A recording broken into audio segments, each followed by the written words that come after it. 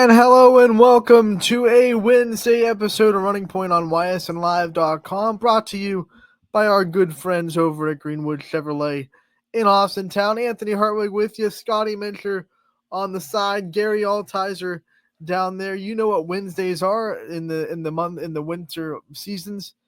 It's Wrestling Wednesdays with Gary Althiser, season 4, episode 2. Gary, how we doing? I'm doing good. Right in the thick of wrestling season because I look out my window and I see snowflakes falling and a Wrestling Wednesday on my computer. It's a good day. Snowflakes are there. The cold weather is there. Scotty, how are we doing over there? I'm good. I hope you forgive me for my tardy. You got in during the intro. You're fine. Okay, good. Thank you. I'm good. Anthony said every minute you're late is a Winn-Dixie that you have to feel. Go. So that's 3 right there. Boom, boom, boom. I did a lot in therapy yesterday. I'm trying to bulk up. A little bit. Gary, we have the wrestling season officially underway. We have results from the weekend. I know your team got to go down to Malvern and compete as well. Talk about some things that you saw that caught your eye over the weekend in our recap. Well, it's wrestling season. I saw some familiar faces. Coaches from Waterloo, Jackson, Milton, Liberty, Southern Local, seeing all the familiar faces from the coaches, and really got to see, like we talked about last week, some new names this year, some new faces, and some faces I don't even know their names yet because they are kind of starting to shine on their own. But what really stood out to me was the new rule changes, the 4-point back points, the 3-point takedown, the wrestling out of bounds. That really was something that was the main thing that stood out to me this weekend, as it really is going to change things. Maybe they'll be subtle at first, but I think as the season goes on and progresses, we're going to see how they impact things, and we'll see the good and the bad that comes from it. Yeah, and I think we kind of teed that up last week when we talked about these rule changes and what it was going to look like. What are some of the things that you expect? I guess I should say. You said ups and downs. What are some of the things that you saw this weekend that you think we need to be weary of? I guess in this wrestling season. I mean, with the increase in the points of a takedown, I really expect to see a lot more kids, kicking their opponents. And when I say that, I don't mean with their foot. I mean just letting them up. Because with the extra point that you're getting, you're only giving up. It used to be 2 takedown, 1 escape. You gain a net of 1. Now you gain a net of 2. So you're probably going to see more of that. The back points going from 3 to 4. Obviously, that's huge too. But I would say takedowns. You see more takedowns in wrestling than you do probably turns.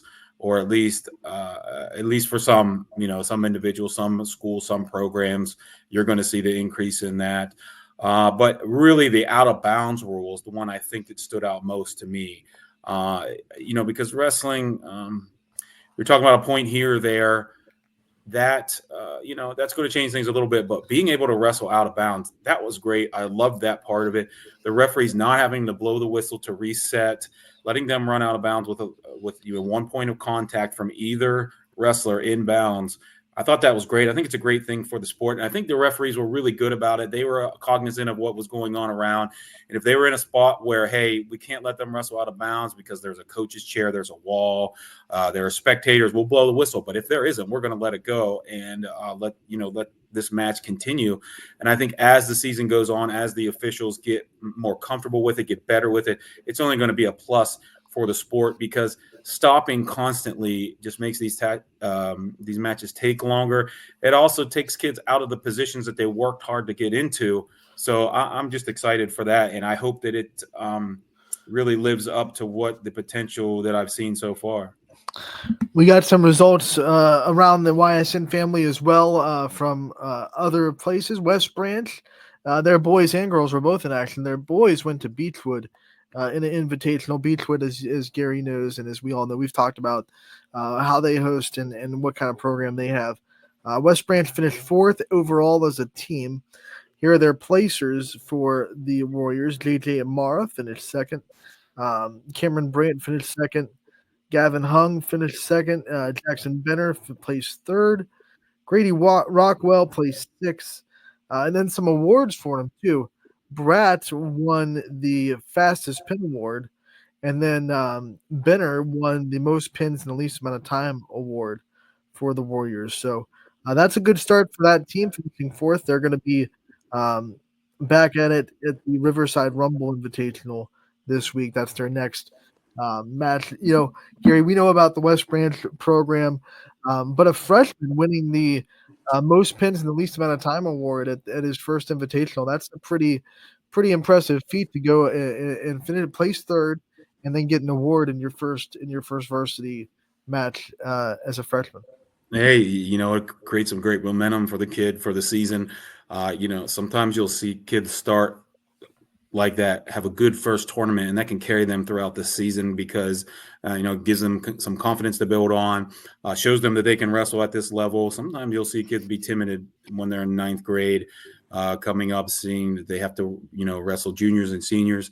But good for him. Hopefully that motivates him to really show that he can battle with the guys that are older and in these tournaments. And I know there's nothing a coach loves more than a freshman coming in and contributing to the team immediately.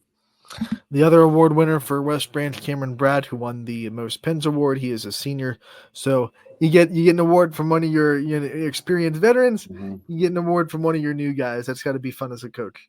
It absolutely is. The team aspect of wrestling, I don't think is talked about enough. But when you can get everybody to contribute, I heard a quote once when I was a kid from Coach Larry Shaw. He coached at Oak Glen, which is right across the river from Wellsville here in the Hancock County area, West Virginia. And he said, tournaments are not won by your best wrestlers. They're won by everybody else. It's everybody contributing, everybody winning matches, everybody scoring bonus points with pins, tech falls, and majors. That's how your team wins. So as a coach, if you're getting multiple guys with awards and multiple guys on the podium, winning matches, freshmen coming up and contributing, the team aspect there in West Branch is probably really something the coach is focusing on, something he's got to be happy with right now. And then on the other side, we want to congratulate West Branch for a historic moment for their school. They have put together a women's team for the first time in school history, and they were able to compete in the obviously first competition as a team in school history.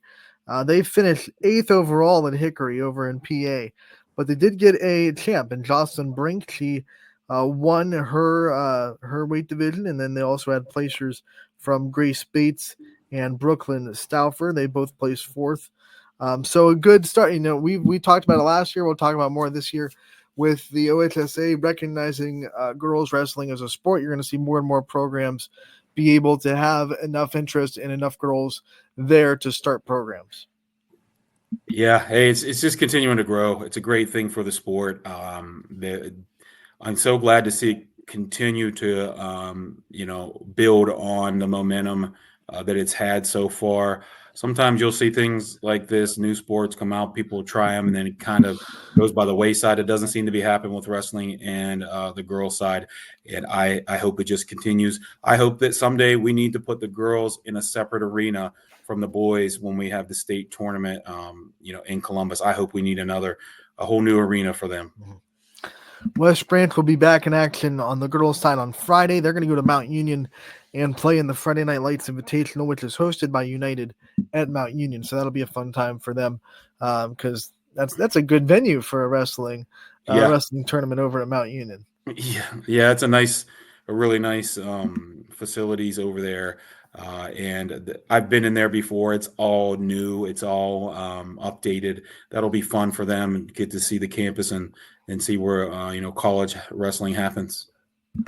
Gary, what are some of the results that you saw over the first weekend? So Beaver Local East Liverpool competed at the Cambridge Invitational. Louisville also competed and won the tournament. Beaver Local had one champ. Louisville had several. East Liverpool had a couple. I'm sorry, East Liverpool was at Union Local, but Beaver Local and Louisville were at Cambridge, with Louisville coming home with the championship. At Union Local, East Liverpool had several champions. Kyle Ingram was first at 113. And then they had a couple of others that were placers, as well as another champion. Salem, again, won that Madison Ashton Hind Invitational. I hope I'm pronouncing that right. They had a couple of firsts. They were first as a team last year and this year. They had a whole bunch of kids place. Jefferson was sixth. Brookfield was ninth.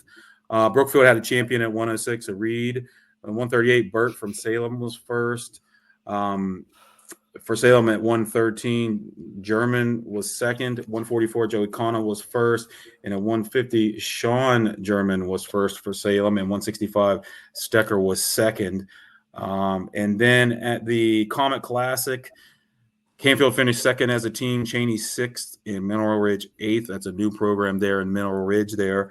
Continuing to grow. I saw that they have some better numbers this season, and they're out competing. That's a great thing for them. At 113, Dovich for Canfield was a champion. At 120, Tony Raptist, I believe how you pronounce that, was second. At 132, Vernon from Cheney was third. At 190, Toth from Canfield first. And 215, Payne from Cheney was second.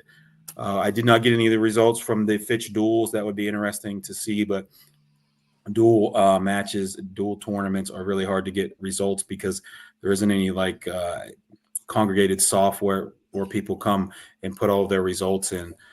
So those are the ones that I had off the top of my head. We were at the Malvern tournament, Youngstown, Liberty, Waterloo, Jackson, Milton, Southern, Wellsville. We're all there. Southern come away with the win. I believe Youngstown Liberty was second or third. It was a long weekend of wrestling. We were at our tournament for about 12 hours. If you count the drive in there, we was over 14, 15-hour day we had in. But that's the way it goes during wrestling season. So it was a good weekend. So here's what we got from Austin Town Fitch via socials. They were able to send us great. some stuff. They went 5-0. They beat Riverside 76-4. They beat Poland 70-8. They were able to beat Firestone 81-0. They beat Howland 62-18, and they beat Hudson 50-17. They had 9 different wrestlers go 5-0. So I think that's a pretty good start. Yeah, I would say so. Man, right off the bat coming out, sweeping that, winning, their home tournament to open up the season. Congrats to them. So those are some results there. What's coming up? What are some things to keep an eye on? Are there big things happening this weekend? The one that sticks out to me is the Hopple Invitational at Beaver Local. There'll be a lot of local teams at that one. And then the following week, at least for us, we're headed to Waterloo for the Division III Classic. There'll be, over 20 teams there for that one, the 20th and the 21st. And after this weekend, things get a lot slower over the Christmas break. There aren't as many local tournaments, but then that first week in January it's just one after the other. And then once you get into the middle of February, you're headed to the conference tournaments and then sectionals at the end of February. Yeah, well, we went way into the. Let's go. Let's take things back. We don't want to talk about February yet. We're having too much fun in December. Scotty, I want to get you in the conversation a little bit. I know you have a lot on your mind with Gary in the house. So, Scotty, what are some things that you want to ask? Yeah, always. So I guess I wanted to start with Gary. From being on with you a few years now and just, looking at just your demeanor, and you always seem pretty even keel and composed. But what I wanted to ask you was, as a coach early on in the season, obviously you want your guys to have success and you want to win. Are you a little more lenient? Is it more early in the season you're more process based than the results based of winning? Or is it, it's early, let's jump on the opponent while we can early maybe they're a little more vulnerable because of some wrestlers in the long football season and what have you. So does your mindset change in comparison to early in the season compared to when it gets a little bit later, or is it pretty much all the same where you want to win, but it's more of you're basing it on the process and their technique and if they're doing things soundly? Another great question from Scotty. That's a great question. Great thought process there. And just for me personally, and I think a lot of coaches would agree, it's all about the process. The wins will take care of themselves. If you're doing the things the right way, if you're practicing the right way, if you're drilling with intensity, and that old saying, practice makes perfect, is incorrect. Perfect practice makes perfect. If you're drilling your moves and your situations the right way, the correct way, with your mindset and where you're putting your body, the wins will come. So I know that I would never in my life have any, how do I want to say this? I wouldn't have anything but gratitude and pride in a kid who is out there doing everything that we've taught him to do, everything that he's supposed to do, and did everything right and still lost. That honestly feels much better than a win that maybe you get by catching someone in a bad move. Of course, we want to win. Nobody wants to lose. Losing, is not fun. Winning is fun. But I think that takes care of itself if the kids are doing the things that they're supposed to, if they're giving 100% the entire 6 minutes on the mat, and they are wrestling the way that they're taught to wrestle, doing the moves that they are taught to do in the situations that they're taught. They are, practicing the counters to moves in practice and then hitting them in matches. All of that, I think, from day one on until the end of the season is what matters most. Now, there are a lot of coaches that say everything's practice until sectionals. And really, that's probably where the kids' most focus is, because they all want to be state qualifiers, state placers, and state champs. So maybe you get a little bit more results-based when it comes then, because if you don't get in the top 4 of the sectional or district tournament, you're headed home. So maybe there's a little bit more of that there, if I'm being completely and totally transparent. But I think focusing on the process, like you said, is definitely where I would fall into that. And I can't think of many coaches who wouldn't fall in that same spot. In the same line of thinking, Gary, is where we're talking about this. We hear from coaches all over every sport to talk about how much when they finally get that positive result, it backs up what they've been trying to teach their kids about what you're saying about trusting the process. When you have a kid who's doing everything right, trusting the process, but the results just aren't there yet, how do you keep them motivated and stop them from backing down from the process or feeling like the process isn't working, or a lack of confidence? How do you kind of navigate that, trying to keep them online with, hey, we're doing the right things, we're going to have those results, but they have to kind of see that. And it's hard for kids that are 14 to 17 years old to necessarily grasp that they're doing the right thing when the results aren't coming.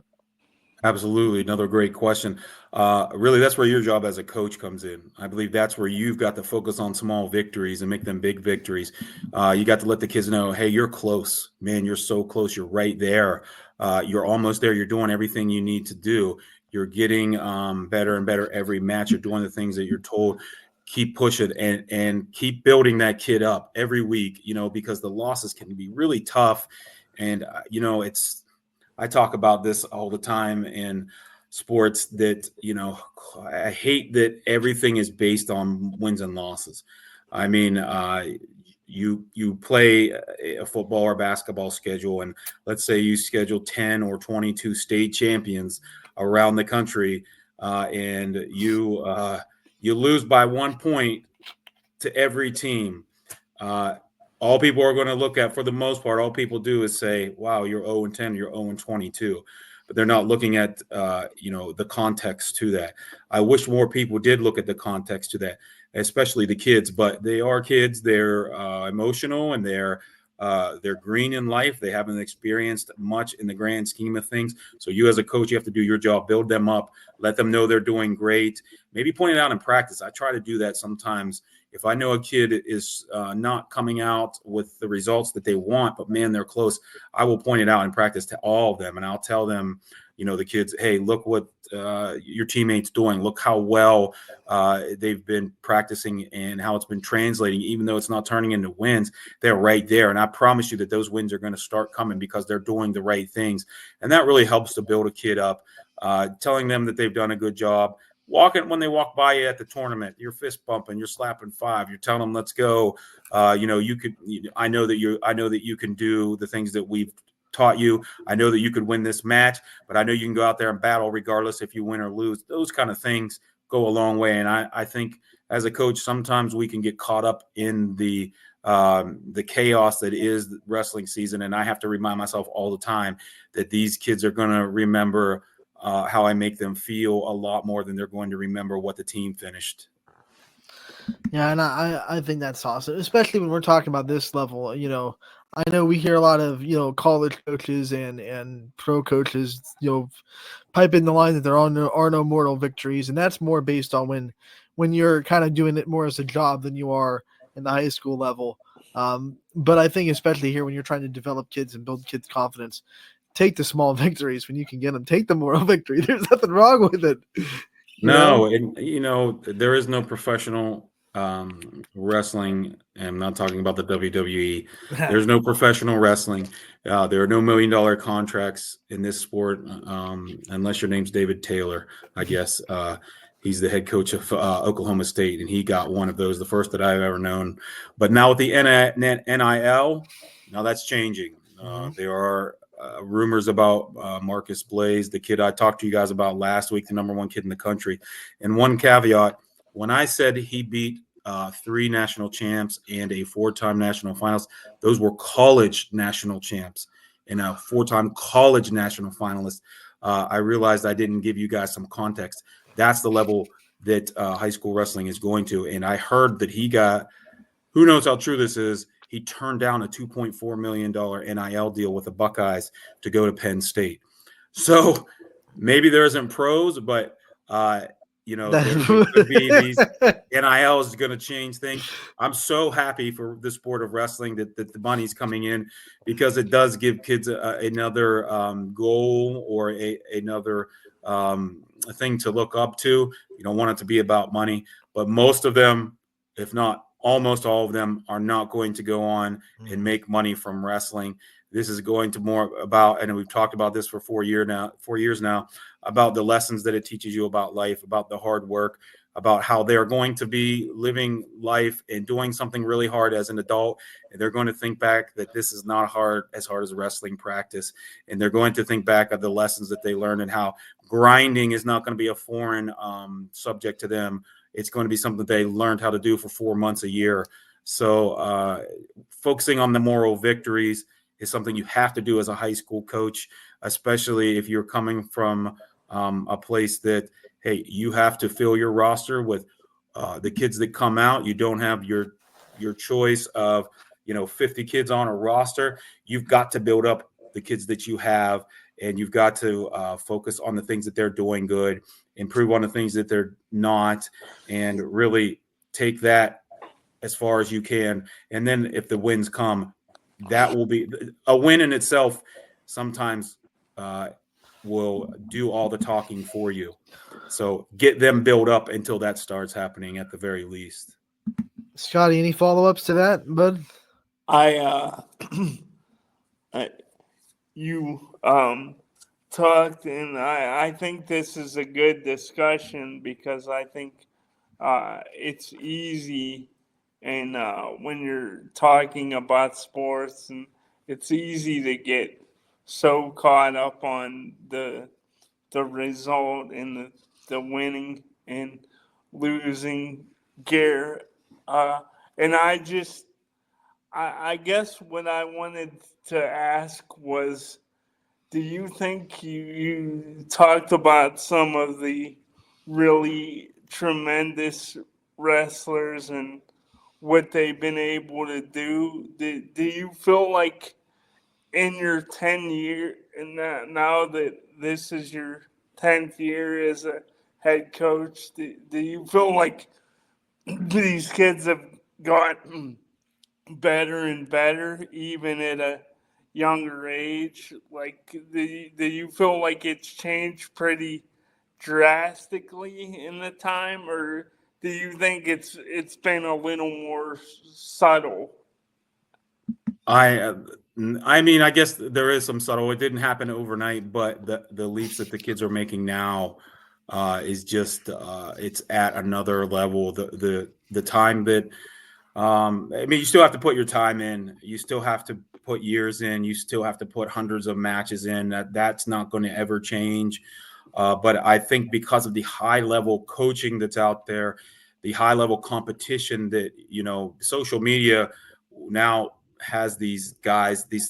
Some of these wrestlers are making money now. That's another place that people are making money with these social media accounts, with these YouTube channels and these social media pages where they're posting these moves.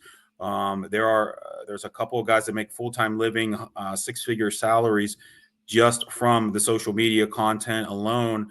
But they are showing things that they do. They're showing drills that they do. They're showing ways that they practice. They're showing moves, and these clubs, these places where you can go and practice and learn from these high-level wrestlers and coaches are popping up more and more. So I think that it is happening faster, but I don't think that the word fast will ever be used when you talk about getting to a high level in the sport.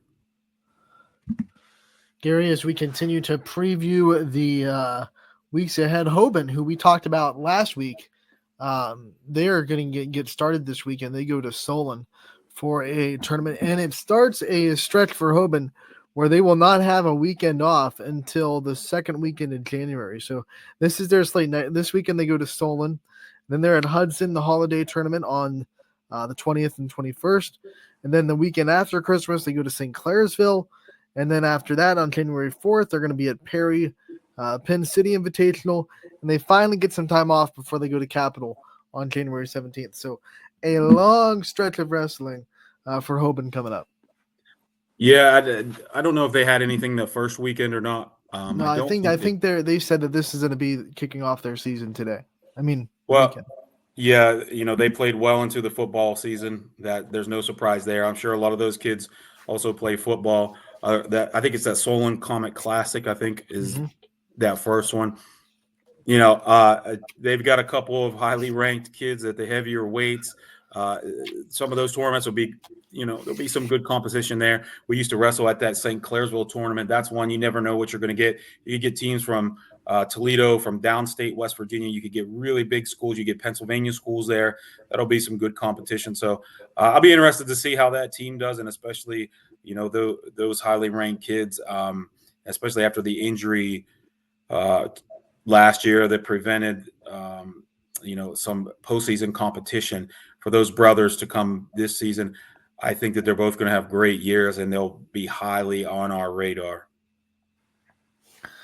Yeah, I think so too, Gary. I think when we saw a couple of guys last year fall short because of injury, and they talked to us and they said we're going to prove that that state championship, that time at the state tournament, that wasn't me at my healthiest peak. I forget who came on and talked about it, but it can motivate you when you feel like you weren't really able to do what your potential says because of an injury the next year when you're back to being healthy.